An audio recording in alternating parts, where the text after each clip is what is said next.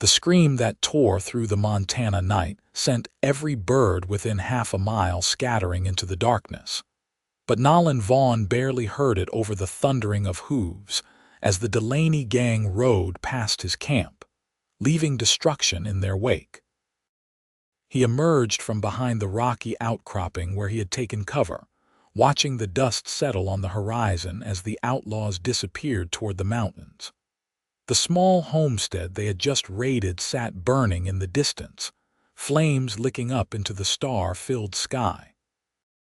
Nolan had been tracking this gang for 3 weeks now, ever since they had robbed the bank in Trinity and killed 2 innocent people in the process. As a bounty hunter, he had seen his share of violence in these territories, but something about the Delaney gang set his teeth on edge. They were vicious, unpredictable, and growing bolder with each passing day. The early spring of 1878 had been particularly harsh in Montana, and the late snows had made travel treacherous.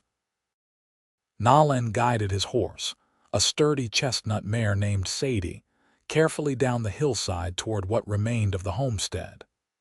The main house was beyond saving, flames consuming the wooden structure with frightening speed. He dismounted quickly, scanning the property for survivors, though the silence that had fallen after that single scream did not bode well.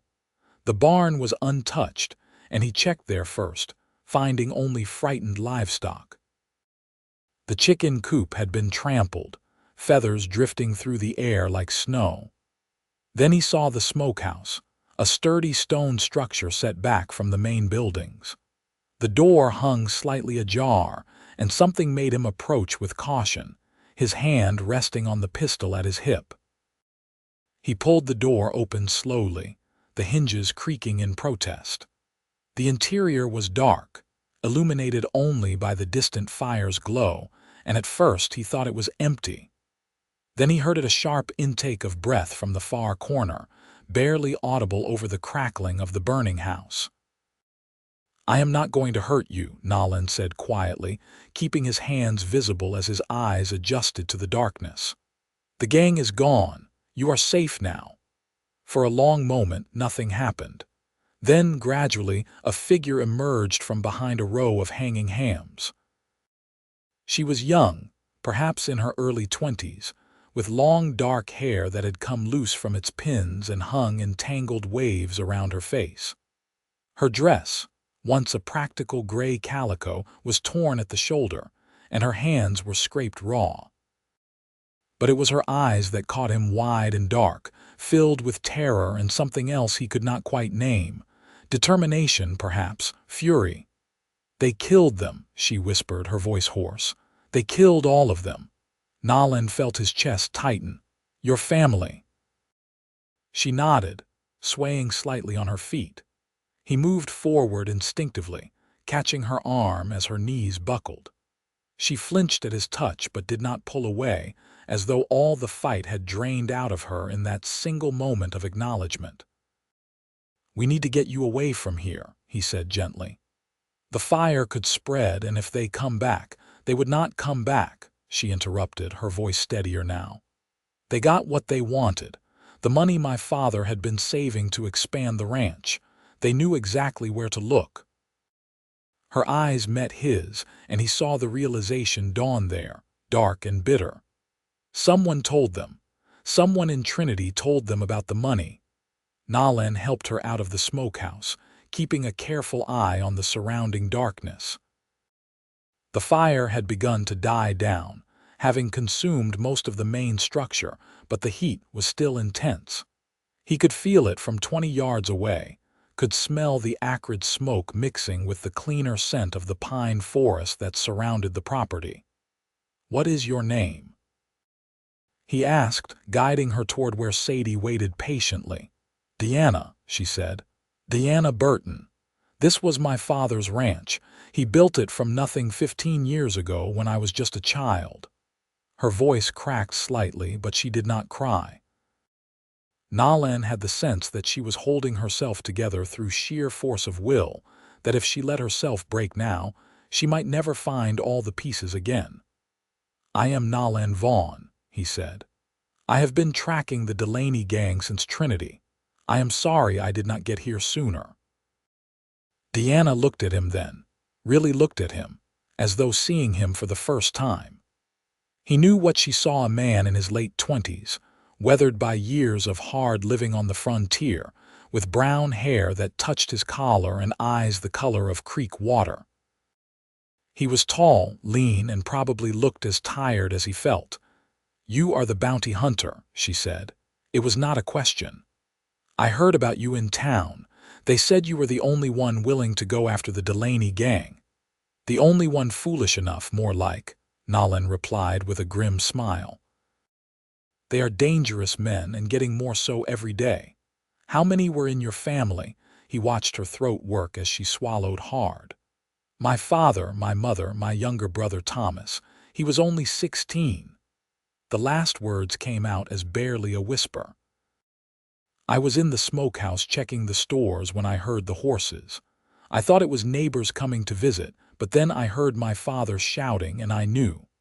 I hid like a coward while they—" "You survived," Nolan said firmly, cutting off her self-recrimination. "That was not cowardice. That was wisdom. If you had run out there, you would be dead too, and then no one would be left to tell what happened here, to see that justice is done." Diana wrapped her arms around herself, though whether from cold or shock he could not tell. The night air was crisp, carrying the promise of more cold to come despite the calendar claiming spring was here. "What happens now?" "Now I get you somewhere safe," Nolan said. "Trinity is 2 days' ride from here. You have family there, friends who would take you in." She shook her head. "My father's brother lives in Helena, but that is weeks away, and I have no money for the journey." Her eyes strayed back to the burning house, and Nolan saw her expression harden. "I want to help you find them. The Delaney gang. I want to see them brought to justice." "That is no work for a civilian," Nolan said, though he understood the impulse. He had felt the same burning need for vengeance once, years ago, when his own life had been torn apart by men no different from the Delaney gang. "The best thing you can do is stay safe and alive to testify when they are caught." "If they are caught," Diana said bitterly.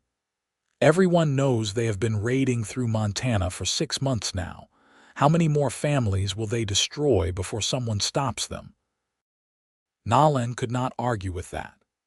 The truth was, the law in these territories was stretched thin, and men like the Delaney brothers operated with a confidence born of knowing they could strike and vanish into the wilderness before anyone could mount an effective pursuit. But he also knew that Diana Burton was in shock, grief-stricken and traumatized, and in no condition to make rational decisions about her future. "Let me get you to Trinity," he said. "We can talk about what comes next once you have had time to rest and process everything that has happened. Right now, we need to put distance between ourselves and this place, in case they decide to circle back." Diana looked like she wanted to argue, but exhaustion and trauma were clearly winning out over stubbornness. She nodded slowly, allowing Nolan to help her onto Sadie. He swung up behind her, acutely aware of how she stiffened at the proximity, but understanding there was no other choice. They had one horse and a long ride ahead. As they started down the trail toward Trinity, Diana looked back once at the smoldering remains of her childhood home. Nolan felt her shoulders shake and thought she was crying, but when he glanced down, her face was dry, her jaw set in determination. Whatever tears she had, she was keeping them locked away, at least for now. They rode through the night, Nolan keeping them to the less traveled paths he had learned in his weeks of tracking through this country. The moon was nearly full, providing enough light to see by, and he wanted to cover as much ground as possible before stopping. Diana said nothing for hours, sitting rigid in front of him, and he let her have her silence. What could he say that would make any difference? Empty platitudes would not bring back her family or undo the horror she had witnessed. As dawn began to paint the eastern sky in shades of pink and gold, Nolan finally called a halt near a small creek. Diana practically fell from the saddle, her body stiff from hours of riding, and he caught her elbow to steady her. "We will rest here for a few hours," he said. "Get some sleep if you can. I will keep watch." "I do not think I can sleep," Diana said, but even as the words left her mouth, he could see how heavily exhaustion weighed on her. The adrenaline that had sustained her through the night was wearing off, leaving her hollowed out and spent. Nolan spread his bedroll near the creek bank in a spot sheltered by pines. "Try anyway. Your body needs it, even if your mind is still racing." Diana sank down onto the bedroll without further protest, curling onto her side. Nolan draped his coat over her. The night's chill was giving way to day, but the morning air was still cold, and then moved a short distance away to give her privacy. He built a small fire, just large enough to heat coffee, and settled in to keep watch. He found himself glancing over at Diana frequently as the sun rose higher. In sleep, some of the tension had left her face, making her look younger and more vulnerable. She was beautiful, he realized, though he felt guilty for noticing given the circumstances. Her features were delicate but strong, with high cheekbones and a determined chin. Even terrified and grief-stricken, she had held herself together with remarkable composure. The coffee was hot and bitter, and Nolan drank it gratefully, feeling some of his own exhaustion begin to lift. He had not slept in nearly 24 hours, and he knew he could not sustain this pace indefinitely. But neither could he afford to let his guard down. The Delaney gang was unpredictable, and while he did not truly believe they would return to the Burton ranch, he had not survived this long by taking unnecessary chances. Diana slept for 3 hours, waking with a start as the sun climbed toward midday. She sat up quickly, disoriented, and Nolan saw the moment when memory flooded back, her expression crumpling before she forcibly composed herself again. "I have coffee," he offered, "and some jerky. It is not much, but it will keep you going." She accepted both with a quiet thank you, eating mechanically as though she could not taste anything. They sat in silence for a while, the only sounds the burbling of the creek and the wind moving through the pines. "Tell me about the Delaney gang," Diana said finally. "Everything you know." Nolan studied her face, seeing the steel beneath the grief. "Why?" "Because I need to understand what kind of men murdered my family," she said. "And because if you are going after them, I want to know what you are facing." He could have refused, could have kept her in the dark for her own good. But something in her eyes made him reconsider. Diana Burton deserved the truth, deserved to understand the forces that had torn her life apart. "There are 5 of them," he said, "led by Marcus and Jacob Delaney, 2 brothers from Missouri. They came west after the war, like a lot of men looking for opportunities. Only the opportunities they found were on the wrong side of the law. They started small, rustling cattle, robbing stage coaches. But over the past year, they have gotten bolder. Bank robberies, train holdups, and lately they have started hitting isolated ranches and homesteads." "Why?" Diana asked. "Why not stick to banks and stages? There is more money there." "Because the law has started to take notice," Nolan explained. "Every bank robbery brings marshals and Pinkertons sniffing around. But out here in the territories, a family on an isolated ranch is vulnerable. No one to help them, no law close enough to respond. The gang can hit fast, take what they want, and disappear into the wilderness before anyone knows what happened." Diana's hands tightened around her cup. "And no one stops them." "I am trying to stop them," Nolan said quietly. "But I am one man and they are 5, all of them experienced killers. The other 3 members are Billy Quinn, a kid from Wyoming with a quick temper and quicker hands, Samuel Waters, an ex-cavalryman who taught the gang everything they know about military tactics, and Pete Thornton, a tracker who knows these mountains better than most Indians. "So what is your plan?" Diana asked. "You cannot take on 5 men alone. I have been tracking them, learning their patterns, trying to predict their next move," Nolan said. "Eventually, they will make a mistake, and when they do, I will be there." Diana was quiet for a long moment, staring into her coffee as though it held answers. When she looked up at him, her expression was haunted. What if they never make a mistake? What if they just keep killing and stealing and no one ever makes them pay for what they have done? "That will not happen," Nolan said with more confidence than he felt. "I promise you, Diana, they will face justice, one way or another." She held his gaze, searching for something he could not name. Whatever she found seemed to satisfy her, at least for the moment, because she nodded slowly and returned to her coffee. They broke camp an hour later and continued toward Trinity. The landscape gradually changed as they descended from the higher elevations, the pine forests giving way to rolling grassland, dotted with sage and wildflowers just beginning to bloom. It was beautiful country, Nolan thought, the kind of place that made you understand why people were willing to risk everything to build a life out here. But it was also harsh and unforgiving, and those who survived had to be just as hard.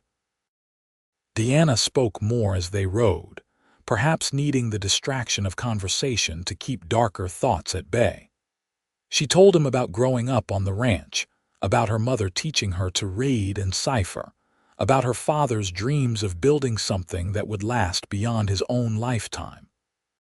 She spoke about Thomas, how he had been so excited to finally be old enough to take on real responsibilities around the ranch, how he had talked endlessly about the horses he wanted to raise.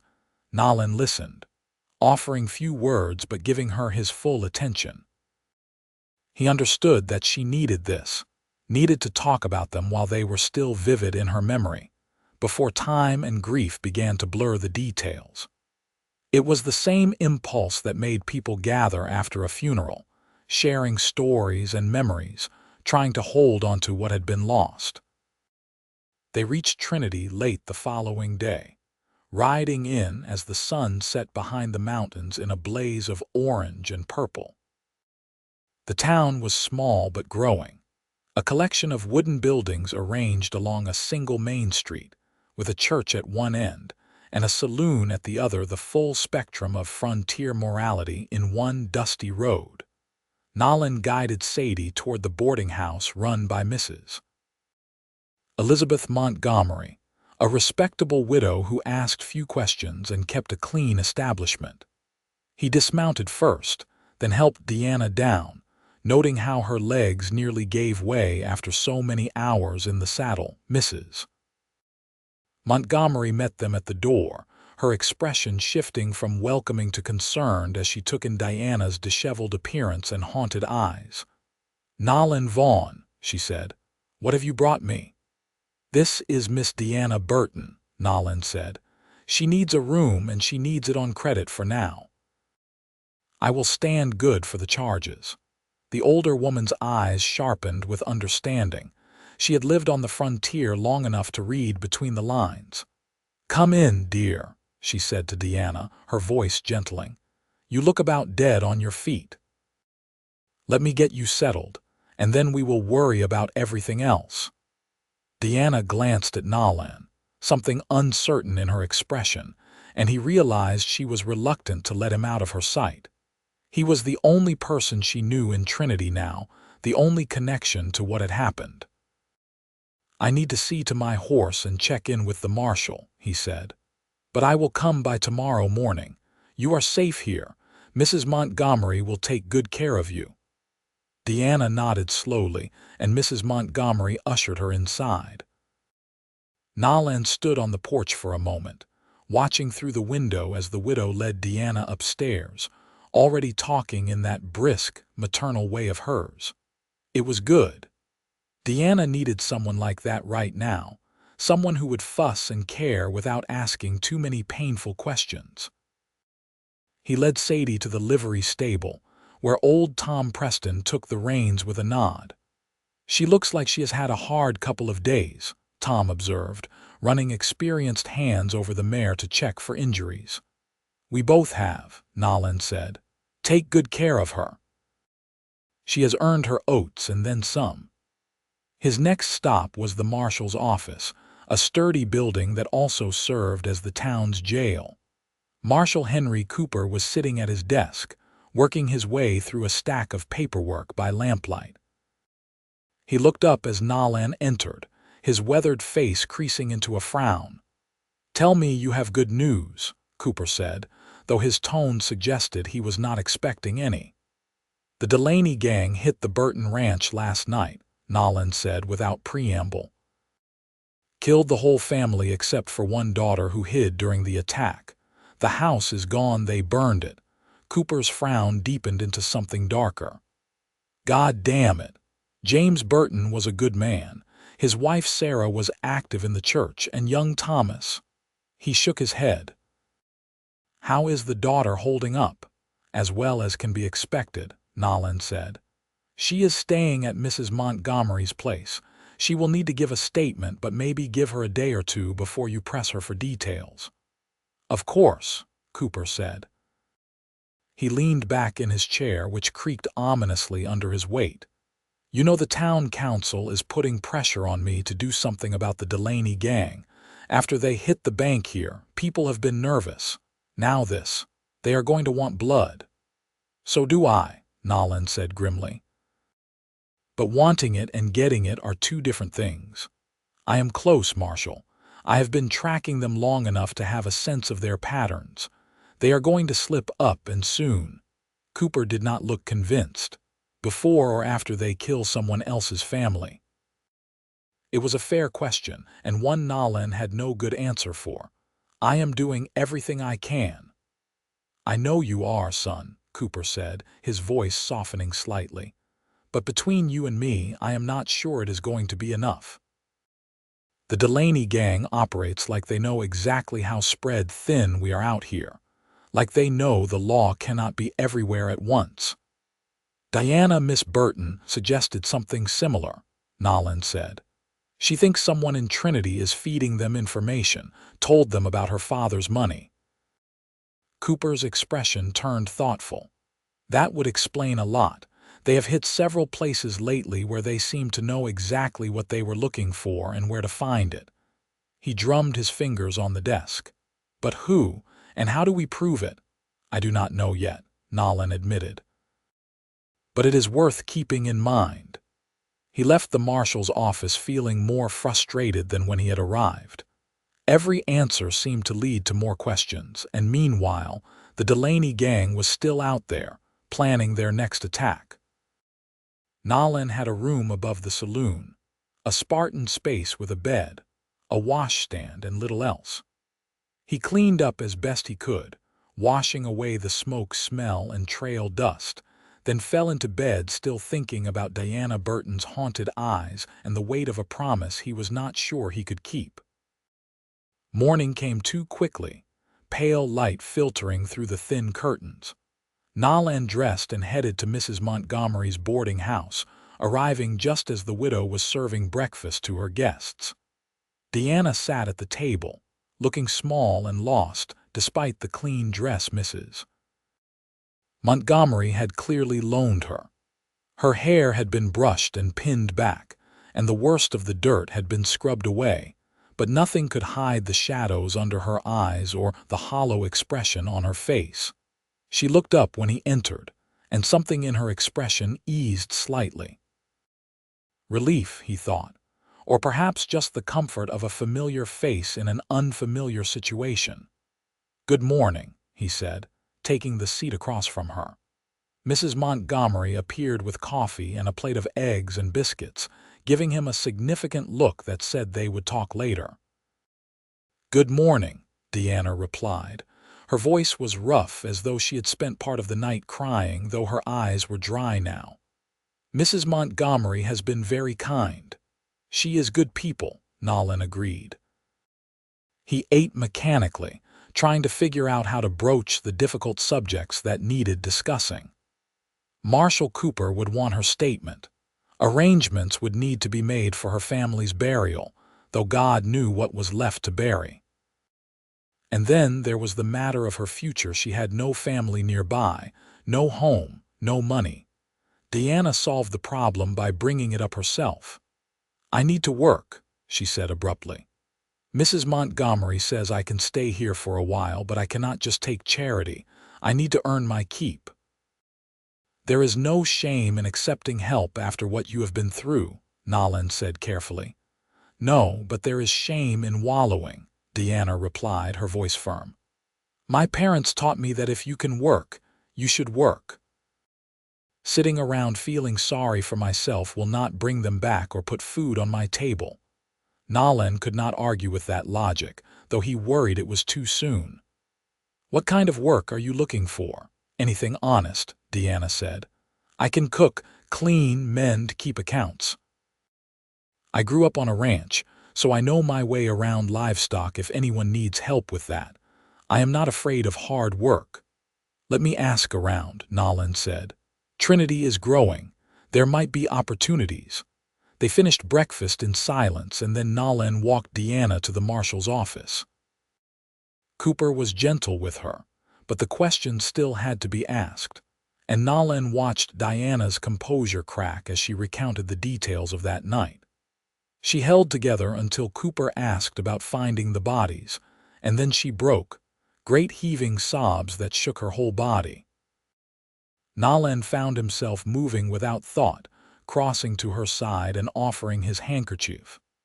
She took it gratefully, pressing it to her face as she tried to regain control.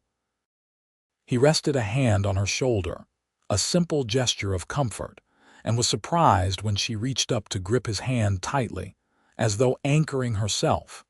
Cooper waited patiently, and eventually Diana was able to finish her statement. She signed it with a shaking hand, and then Nolan led her back out into the sunlight. "I am sorry," she said quietly. "I thought I could get through that without falling apart." "You have nothing to apologize for," Nolan said. "Tears are not weakness, Diana. They are proof that you love them and that you are human." She looked up at him, her eyes red but clearing. "You have been very kind to me. I do not even know how to begin thanking you." "You do not need to thank me," Nolan said. "Anyone with a shred of decency would have done the same." "Perhaps," Diana said, "but you were the one who was there. You were the one who found me and brought me to safety. That means something." Over the following days, Nolan found himself spending more time with Diana than he had strictly intended. He told himself he was just checking on her, making sure she was settling in, but the truth was more complicated. There was something about her that drew him: her strength, her determination, the way she refused to let tragedy destroy her. She reminded him of why he did this work, why he chased dangerous men across dangerous country. Because people like Diana Burton deserved to live without fear, deserved to build lives that would not be torn apart by violence and greed. He helped her find work at the general store, where the owner's wife needed assistance with the books and counter work. The pay was modest, but it was honest work, and Diana threw herself into it with characteristic determination. Nolan watched her slowly begin to rebuild, saw the moments where grief would overtake her, but also saw the resilience that kept her moving forward. They fell into an easy pattern. Nolan would stop by the store each day, ostensibly to check if any news had come through about the Delaney gang, but really just to see Diana. They would talk, sometimes about inconsequential things: the weather, the latest gossip in town, the best way to keep accounts, and sometimes about deeper matters.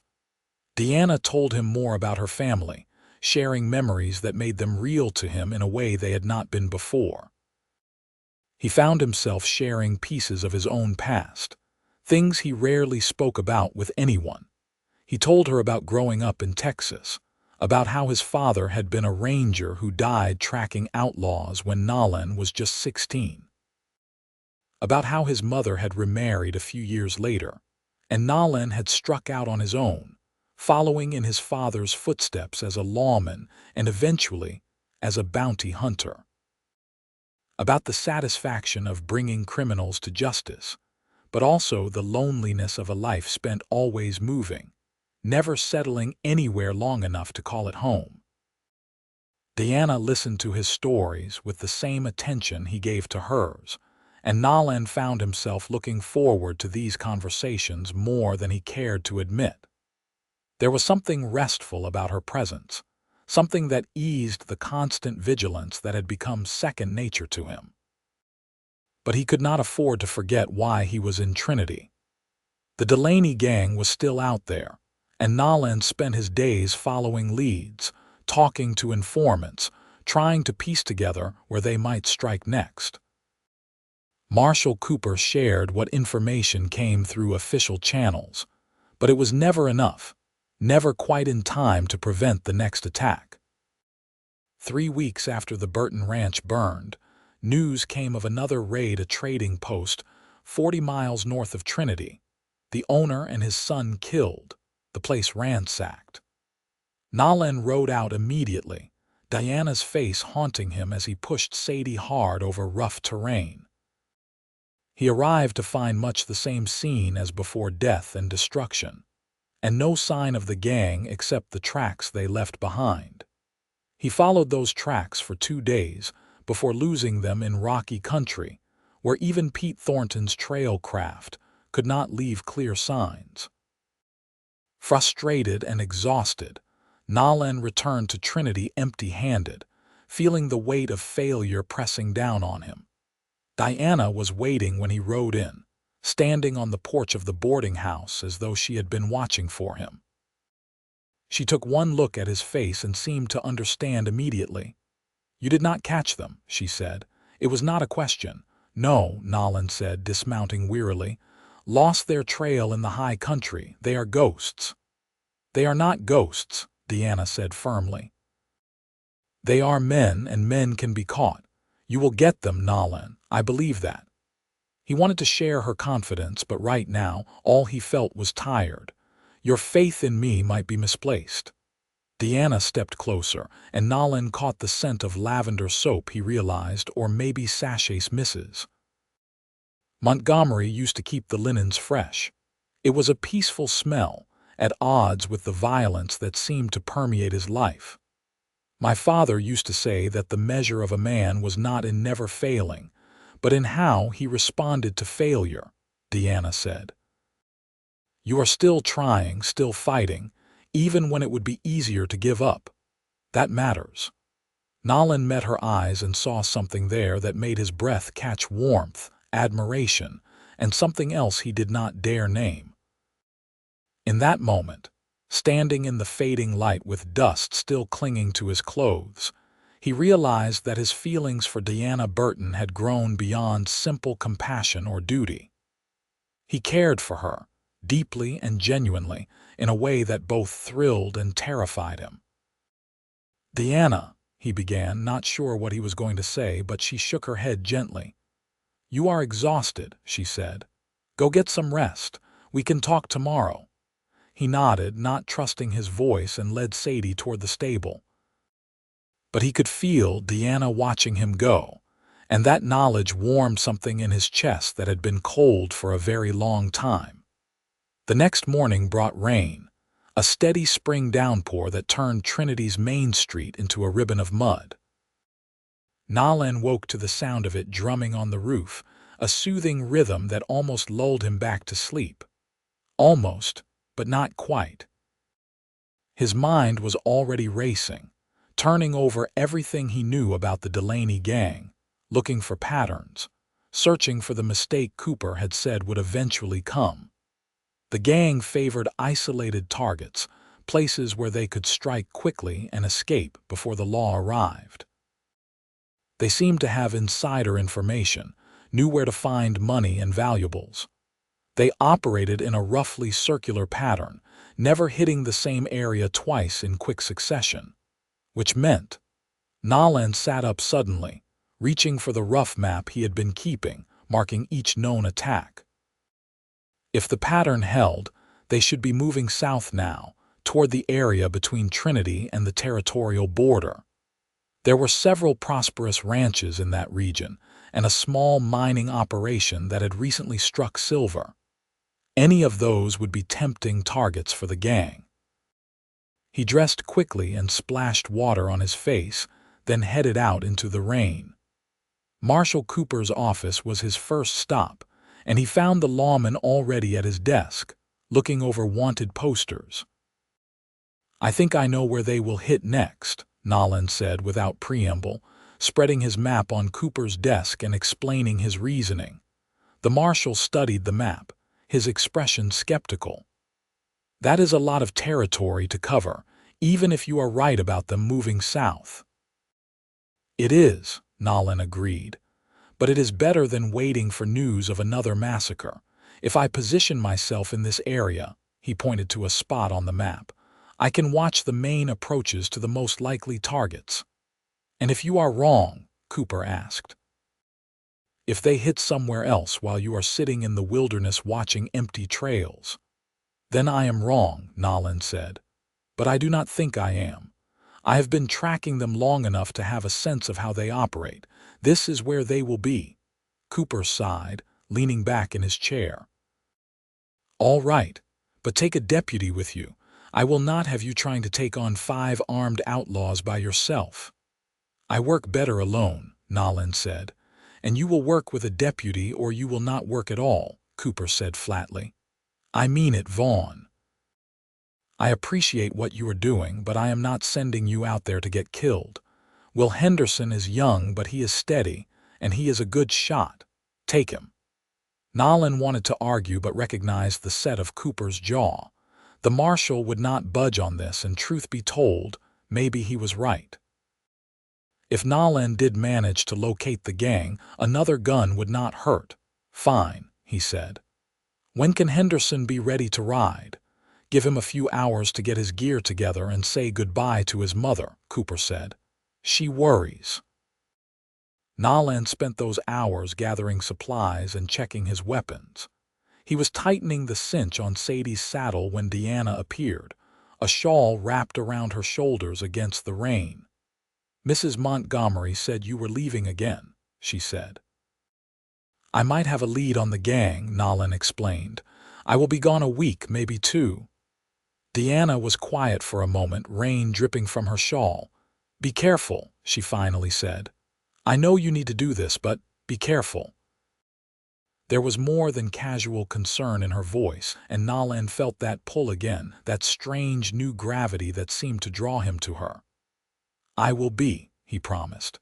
"Diana, when I get back, I would like to. That is, if you would not object, I would like to." He trailed off, suddenly uncertain. What was he even asking? He had no right to make claims on Diana Burton's time or affection. She was grieving, vulnerable, and dependent on his help. Taking advantage of that would make him no better than the criminals he hunted. But Diana stepped closer, close enough that he could see the flecks of gold in her dark eyes. "When you get back," she said quietly, "I would like that very much. Whatever it is you are trying to say." She reached up and squeezed his hand briefly, then turned and hurried back through the rain toward the boarding house. Nolan stood there like a fool, watching her go, until Will Henderson arrived with his horse and his rifle, looking nervous and excited in equal measure. They rode south together, and Nolan found the young deputy to be better company than he had expected. Henderson was 22, Montana-born, and possessed of the kind of boundless optimism that only youth could maintain in the face of frontier hardship. He peppered Nolan with questions about tracking and manhunting, and while Nolan normally would have found such enthusiasm tiresome, something about Henderson's earnest sincerity made it bearable. They set up camp in a sheltered canyon that gave them a view of the valley below and the main trail that ran through it. From here, they could see anyone approaching any of the 3 ranches and the mining camp that Nolan had identified as likely targets. 2 days passed in tedium. They took turns keeping watch, and Henderson proved himself capable enough despite his inexperience. On the 3rd day, as the sun was setting and painting the sky in shades of crimson, Henderson suddenly tensed. "Riders," he said quietly, pointing. Nolan grabbed his spyglass and trained it on the approaching group. 5 men, riding hard, and even at this distance he recognized the Delaney brothers from the descriptions he had gathered. His pulse quickened. "That is them," he said. "Get ready." They watched as the gang rode directly toward the largest of the ranches, the Williams place, and Nolan's mind raced. The ranch was home to at least 6 people, including children. If the Delaneys attacked, it would be another Burton ranch, another massacre. "We have to stop them," Henderson said, already moving toward his horse. "Wait," Nolan said. "We cannot just ride down there. We need a plan." But even as he said it, he could see the Delaney gang reaching the ranch, could see them dismounting and approaching the house. Time had run out for planning. "We circle around, come at them from behind," Nolan said quickly. "With luck, we can catch them before they get inside. But Henderson, listen to me, these men are killers. If shooting starts, you do not hesitate. You understand?" Henderson's face was pale but determined. "I understand." They mounted quickly and rode hard, using the terrain to screen their approach. Nolan's heart pounded as they closed the distance, hoping they would not be too late, hoping the Williams family had the sense to barricade themselves inside their home. The sound of shouting reached them as they cleared the final rise, and Nolan saw Marcus Delaney kicking at the ranch house door while his men fanned out around the property. One of them was leading horses out of the barn, stealing them, probably, along with whatever else they could find. "Federal bounty hunters," Nolan shouted, raising his rifle. "You are surrounded. Throw down your weapons." It was a bluff. They were 2 men, not an army, but Nolan was counting on surprise and the outlaw's instinct for self-preservation. For a moment, it seemed to work. The Delaney gang froze, looking around wildly for the threat. Then Marcus Delaney laughed, a harsh sound that carried across the yard. "I only count 2 of you," he called. "You must think we are stupid." Gunfire erupted, bullets kicking up dirt near Sadie's hooves. Nolan returned fire, saw one of the outlaws, Billy Quinn, he thought, stumble and fall. Henderson was shooting too, his rifle cracking steadily, and another outlaw went down, but the Delaneys were not running. They had found cover behind a water trough and the barn wall, and now they were shooting back with deadly accuracy. A bullet whined past Nolan's ear, close enough to feel the wind of its passage. Sadie danced nervously, and Nolan fought to keep her steady while reloading. "We need to fall back." Henderson shouted. "We are too exposed." He was right. They were sitting targets out here in the open, and the outlaws had superior cover. Nolan was about to give the order to retreat when the ranch house door flew open, and a man emerged with a shotgun. "Mr. Williams," Nolan assumed, finally joining the fight. The appearance of another gun changed the equation. Now the Delaney gang was caught between 3 points of fire, and their advantage was evaporating. Marcus Delaney seemed to realize this, because he shouted something to his remaining men, and suddenly they were running for their horses.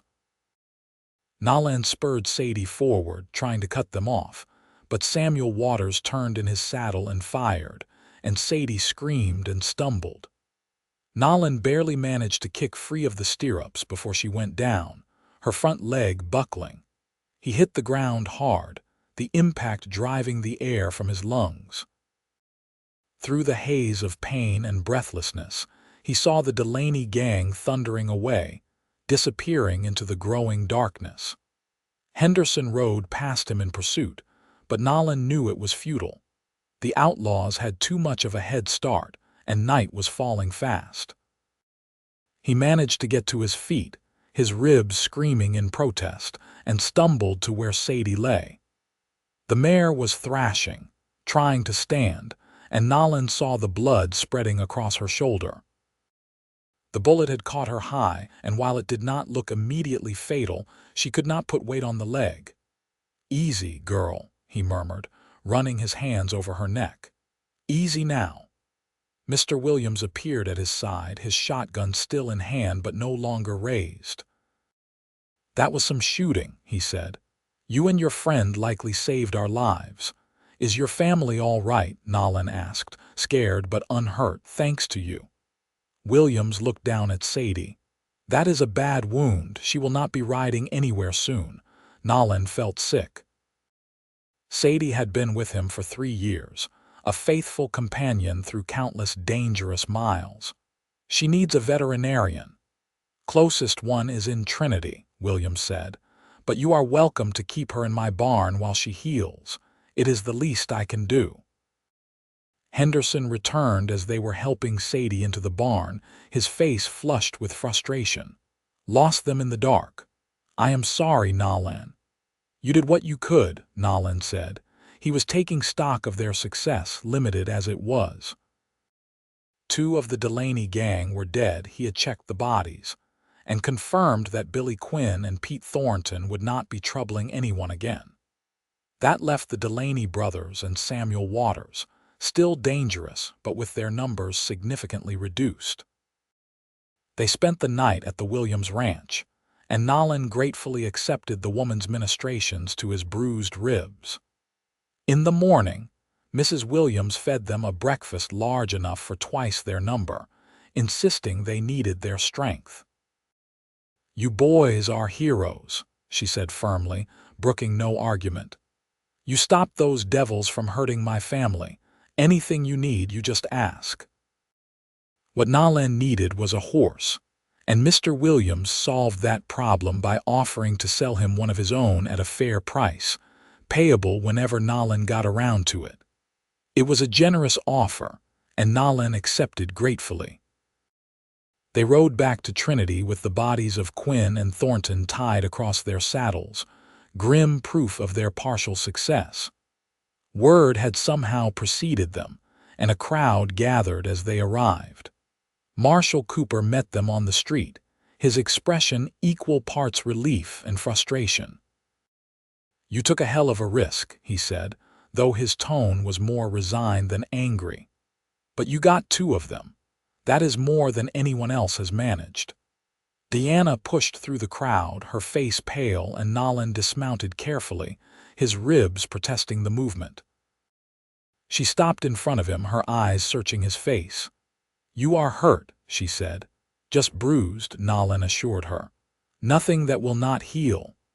She looked like she wanted to say more, but they were surrounded by people, all talking at once, asking questions, congratulating them. Cooper took charge, directing Henderson to take the bodies to the undertaker and dispersing the crowd. But Diana stayed, and when Nolan finally broke free of the well-wishers, she was still there, waiting. "I was worried," she said quietly. "When we heard there had been a gunfight, I thought." She did not finish, but she did not need to. Nolan understood. He reached out tentatively and took her hand, a gesture that felt both daring and right.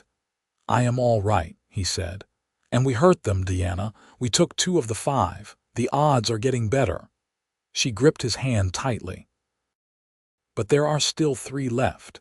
3 men who killed my family and would kill you without a second thought." "I know," Nolan said, "but I am not going to stop until they face justice. I promised you that." Diana searched his face, and whatever she saw there seemed to satisfy her. "Come on," she said. "Let me help you get cleaned up. You look like you have been rolling in the dirt." He followed her to the boarding house, where Mrs. Montgomery fussed over his injuries with the practiced care of someone who had tended many frontier wounds. Diana helped, and Nolan found himself acutely aware of her presence, her gentle hands cleaning the scrapes on his face, the concerned furrow of her brow. "You could have been killed," she said softly when Mrs. Montgomery had bustled off to get more bandages. "But I was not," Nolan replied. "Diana, this is what I do. It is who I am." "I know," she said. I could not bear it if—" She stopped, biting her lip, and Nolan saw tears glistening in her eyes. He reached up and cupped her face gently, his thumb brushing away a tear that had escaped. "I am not going anywhere," he said. "I promise." Diana leaned into his touch, and for a moment they stayed like that, suspended in a bubble of intimacy that felt precious and fragile. Then Mrs. Montgomery returned, and Diana stepped back, busying herself with the bandages. But something had shifted between them, some unspoken acknowledgement that their connection ran deeper than gratitude or friendship. Nolan felt it in the way Diana's eyes sought his throughout the rest of the evening, in the small smile that played at her lips when their gazes met. Over the next week, as his ribs healed and he prepared to resume tracking the remaining members of the Delaney gang, Nolan found himself spending every spare moment with Diana. They took walks along the creek that ran past Trinity, sat together on the boarding house porch in the evening, talking about everything and nothing. Diana told him about her dreams, modest dreams, born of frontier practicality, but dreams nonetheless. She wanted to rebuild, she said.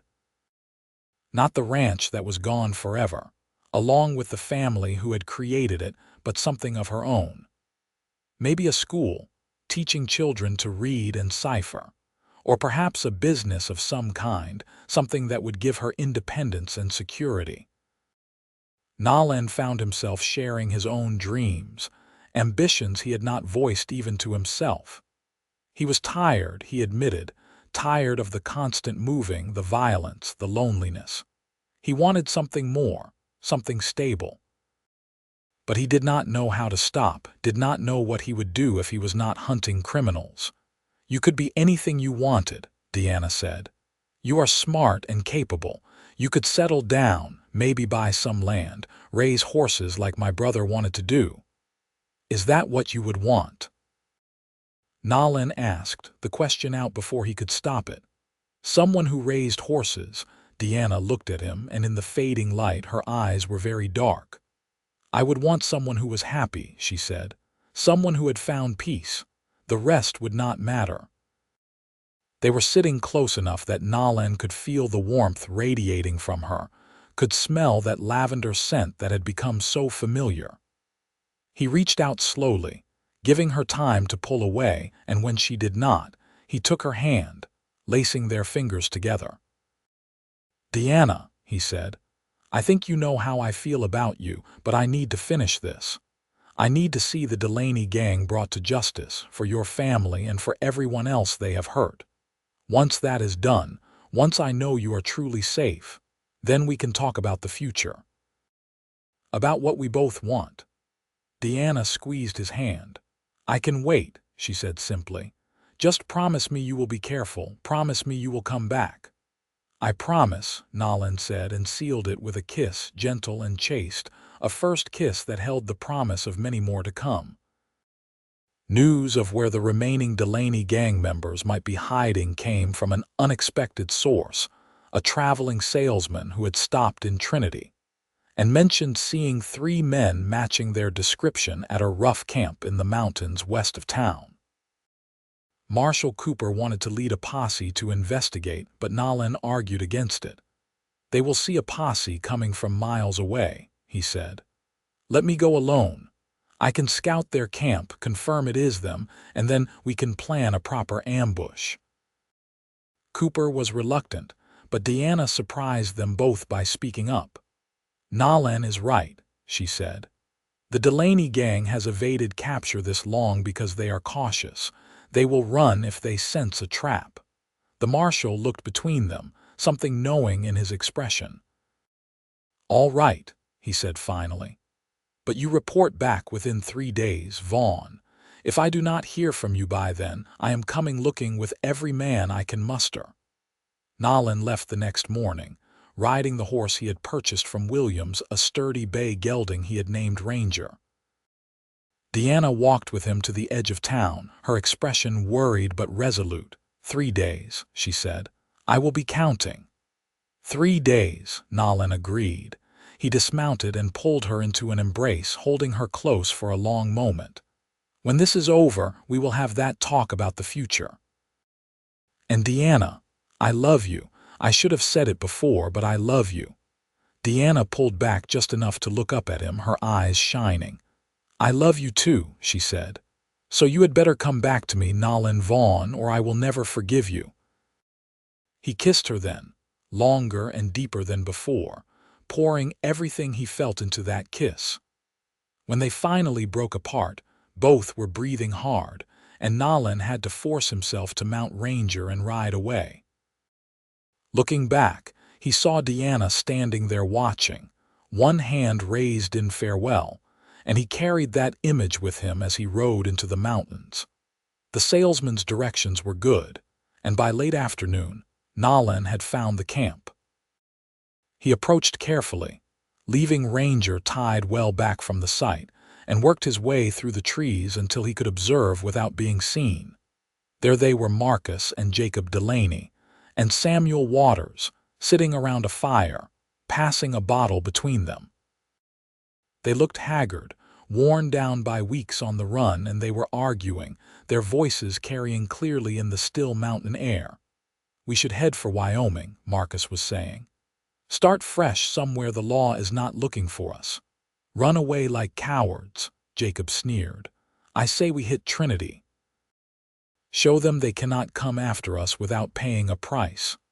"Trinity is crawling with law now," Waters interjected. "After what happened at the Williams place, they will be expecting us. We would be riding into a trap." Nolan listened, his mind working. Jacob Delaney wanted to attack Trinity, which meant Diana and everyone else there were in danger. He had to stop them, but how? 3 armed men against 1, even with the element of surprise, were long odds. He was considering his options when a branch cracked under his boot, the sound sharp in the quiet. All 3 outlaws' heads snapped toward him, and suddenly he was scrambling backward as gunfire erupted, bullets splintering the trees around him. Nolan ran, abandoning stealth for speed, crashing through the underbrush toward where he had left Ranger. Behind him, he could hear the outlaws giving chase, shouting to each other. He reached the bay and vaulted into the saddle, urging the horse into a gallop even as more shots rang out. A bullet tugged at his coat and another struck a tree beside him, but then he was clear, racing down the mountain trail with the Delaney gang in pursuit. Ranger was fast and sure-footed, but the outlaws knew these mountains and they were gaining. Nolan leaned low over Ranger's neck, pushing for more speed, his mind racing as fast as his horse.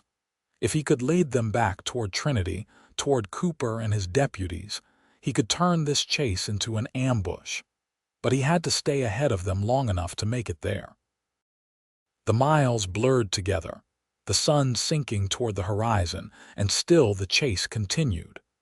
Nolan's initial lead had been eaten away, and now he could hear the thunder of hooves close behind. He risked a glance back and saw Marcus Delaney raising a rifle. The shot echoed across the valley, and Nolan felt fire explode in his left shoulder. He nearly fell but managed to grip the saddle horn with his right hand, staying mounted through sheer force of will. Blood soaked his shirt, warm and wet, and his vision swam. But Trinity was ahead. He could see the buildings now in the fading light. He shouted as loud as he could, hoping someone would hear, hoping Cooper would understand. "Delaney gang, they are right behind me." People scattered as he thundered down the main street, but Nolan saw Marshal Cooper and several deputies emerging from buildings, rifles in hand. He pulled Ranger to a sliding stop and fell more than dismounted, his wounded shoulder screaming in protest. "Behind me," he managed. "All three of them." Cooper did not waste time with questions. He positioned his men quickly, and when the Delaney gang rode into Trinity barely 30 seconds later, they rode into a crossfire. It was over quickly. Marcus Delaney went down in the first volley, and Samuel Waters threw up his hands in surrender. Jacob Delaney tried to fight, but a bullet from Cooper's rifle knocked him from his horse, and he did not get up again. Nolan sank to his knees in the street, his good hand pressed to his bleeding shoulder. He heard Diana screaming his name, felt her arms around him as darkness crept in at the edges of his vision. "I kept my promise," he mumbled. "I came back." Then everything went black. He woke to lamplight and the smell of carbolic. His shoulder throbbed with a deep, bone-level ache, and when he tried to move, pain lanced through him. A cool hand pressed against his forehead, and Diana's face swam into focus above him. "Do not try to move," she said, her voice thick with emotion. "The bullet went clean through, but you lost a lot of blood." "The gang?" Nolan asked, his throat dry. "Dead or captured," Diana said. "It is over, Nolan. You did it." He let his eyes close, relief washing over him. It was done. The Delaney gang would never hurt anyone again. Diana was safe, and he was alive, and the future they had talked about was now possible. "I love you," he said, forcing his eyes open again to look at her. "In case I forgot to mention that before." Diana laughed, and it was a watery sound full of tears and joy. "You mentioned it," she said. "But I do not mind hearing it again." "I love you," Nolan repeated. "And when I can stand up without falling over, I am going to ask you properly to marry me, just so you know." "I will say yes," Diana said, leaning down to kiss his forehead. "Just so you know." "Good," Nolan said, and let himself drift back into healing sleep, secure in the knowledge that she would be there when he woke. Recovery was slow but steady. The doctor had done good work, and while Nolan's shoulder would never be quite the same, he retained full use of his arm. Diana barely left his side during those first critical days, and Mrs. Montgomery clucked and fussed over him like a mother hen. As his strength returned, so did his clarity of purpose. He had told Diana he would ask her properly, and he meant to do it right. With Cooper's help, he made arrangements, and on a warm June evening, when he could finally walk without pain lancing through his shoulder, he asked Diana to take a walk with him along the creek. The sun was setting, painting the sky in glorious shades of gold and rose, and the creek burbled peacefully beside them. Wildflowers bloomed along the banks, and somewhere a meadowlark was singing. Nolan stopped at a spot where a large flat rock overlooked the water, a peaceful place that had become their favorite during his recovery. Diana looked at him questioningly, and he took both her hands in his. "Diana Burton," he said, "I never believed I would find someone who understood me, who accepted what I do and who I am. But you do. You are brave and strong and beautiful, and I want to spend the rest of my life making you as happy as you have made me. Will you marry me?" Diana's eyes filled with tears, but she was smiling, a radiant expression that made his heart skip. "Yes," she said. "Yes, Nolan, I will marry you." He pulled her into his arms, mindful of his healing shoulder but unable to resist holding her close. They kissed as the sun set, and Nolan felt something settle in his chest, a peace he had not known since before his father died.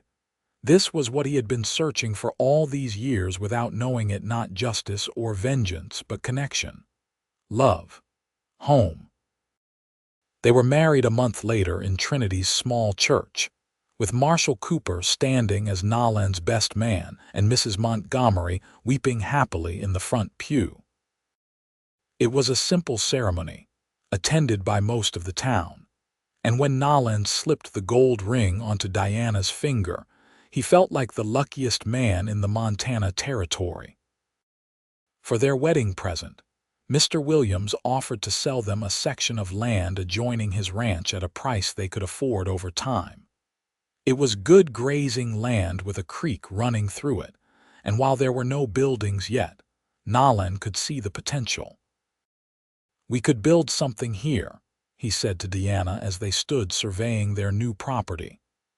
"Not a cattle ranch, I do not have the head for that, but horses, maybe, like your brother dreamed of. Good stock that ranchers and the cavalry would pay premium prices for." Diana slipped her arm through his, leaning against his good shoulder. "I think that sounds perfect," she said. "And maybe a school eventually when there are enough children in the area to teach." "We might contribute to that number ourselves," Nolan said, and Diana laughed, her face coloring prettily. "One thing at a time, Mr. Vaughn," she said. "First, we need a house to live in."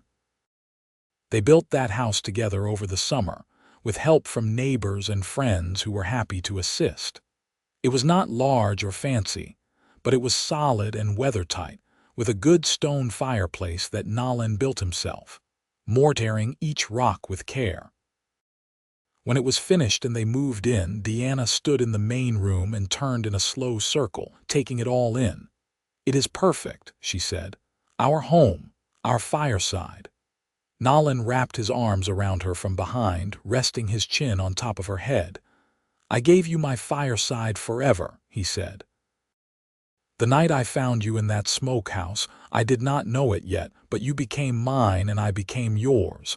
This is just making it official." Diana turned in his arms and kissed him deeply. "Forever," she agreed. "I like the sound of that." Their first winter in the new house was challenging but joyful. They learned how to work together, how to weather difficulties as a team, how to comfort each other when memories of loss resurfaced. Nolan sometimes still had nightmares about the chase that had ended with him wounded, and Diana would wake crying from dreams of that terrible night at her family's ranch. But they had each other, and that made all the difference. Spring brought new life to their land. Nolan had used the reward money from capturing the Delaney gang to purchase 4 good brood mares and a fine stallion. And now they watched as the first foals arrived, long-legged and curious. Diana proved to have a gift for working with the young horses, and Nolan watched with pride as she gentled them with patience and skill. "You are a natural," he told her one evening as they sat on their porch, watching the herd graze in the distance. "I had a good teacher," Diana said. "My father loved horses. I suppose I learned more from him than I realized." She still grieved for her family. Nolan knew she always would, but the sharp edge of that grief had dulled with time and love. She could speak about them now without breaking down, could remember the good times without being overwhelmed by the tragedy of their loss. In late summer, Diana told him she was expecting a child. Nolan picked her up and spun her around, mindful of his shoulder but too happy to care about the twinge of pain. They were going to be parents, going to build the family they had both dreamed of. Their son was born on a cold February morning in 1880, squalling and healthy, with his mother's dark hair and his father's gray eyes. They named him James Thomas, after Diana's father and brother, and Nolan held the tiny bundle with a mixture of wonder and terror.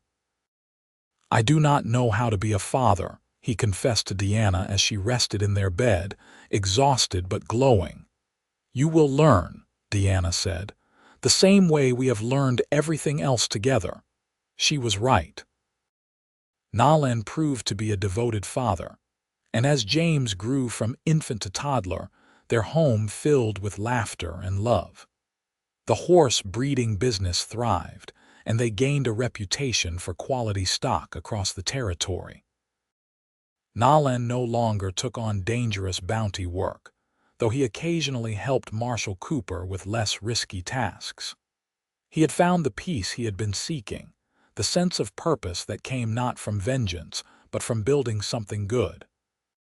When James was 3, They welcomed a daughter into the world, a tiny thing with Diana's delicate features and a voice that could wake the dead when she wanted feeding.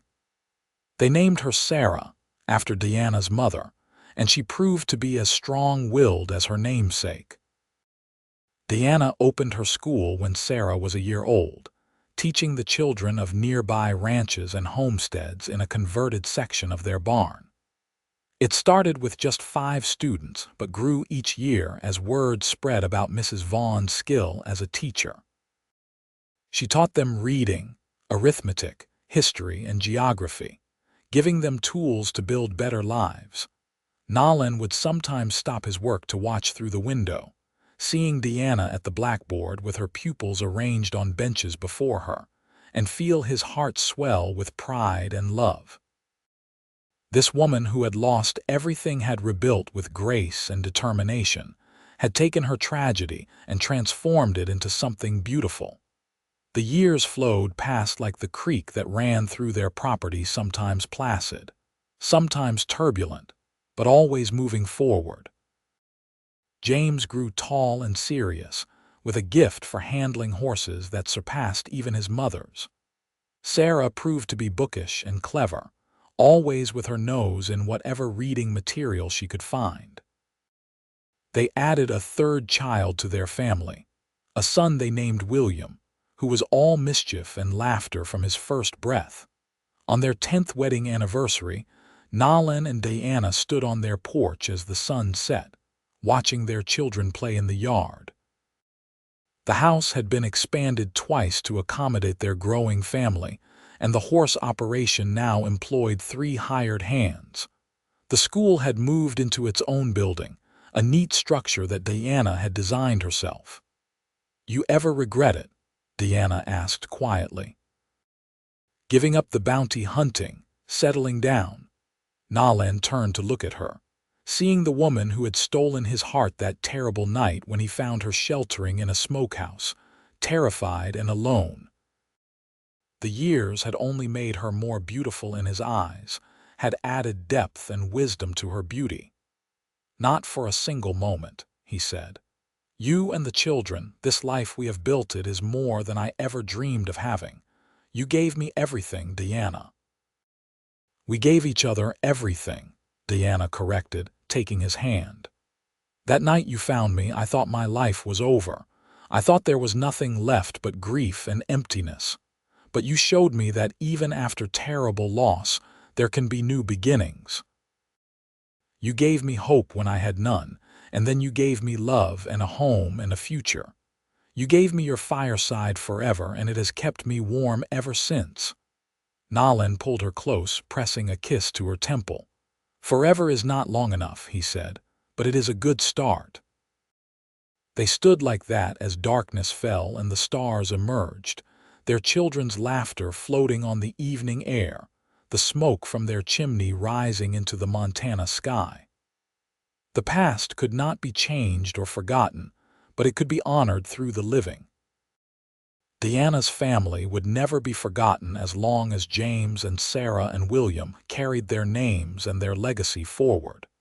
As the years continued to pass, that legacy grew. James married a neighboring rancher's daughter and started his own horse breeding operation, using the skills his parents had taught him. Sarah became a teacher like her mother, eventually taking over the school when Diana decided to slow down. William, to everyone's surprise, became a lawman, though of a gentler sort than his father had been a town marshal who believed in justice tempered with mercy. Nolan and Diana grew old together, their hair turning silver, their faces weathering with age and sun. But their love never dimmed, never faltered. They still sat on their porch each evening, watching the sun set over the land they had built together, hands intertwined the way they had been since the beginning. On a warm autumn evening when Nolan was in his 70s, he sat with Diana as usual, but something felt different. There was a weight in his chest, a sense of time drawing to a close.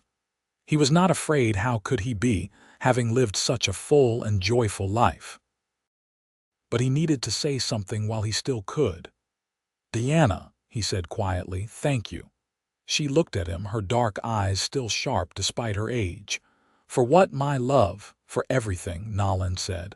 "For saying yes when I asked you to marry me, for building this life with me, for giving me a home and a family and more happiness than any man deserves, for loving me even when I was rough around the edges and did not always know what to say, for being my fireside, my light, my everything."